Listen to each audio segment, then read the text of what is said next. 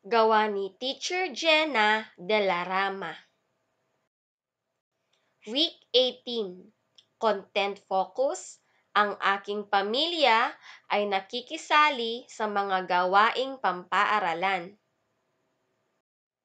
Mensahe, mayroon kaming mga gawaing pampamilya sa paaralan, PTC, at Family Day. Tanong, ano ang mga iba't ibang gawain sa ating paaralan na kasamang tumutulong ang ating pamilya? Mga gawaing pampamilya sa aming paaralan.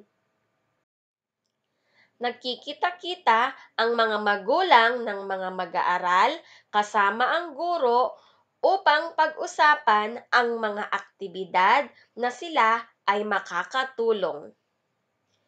Pag-uusapan din nila kung ano pa ang mga pangangailangan ng paaralan. Isa rin dito ay upang kumustahin ang pag-aaral ng kanilang anak. Pag-uusapan din ang mga aralin na kung saan nahihirapan ang kanilang anak at kung ano ang kanyang ugali sa loob ng paaralan. Family Day, nagpupunta ang mga pamilya ng mga mag-aaral sa paaralan upang makapag-bonding kasama ang ibang mag-aaral at ang kanilang pamilya. Ito rin ay isang kasiyahan kung saan may mga palaro at paligsahan. Masayang naglalaro kasama ang pamilya sa paaralan.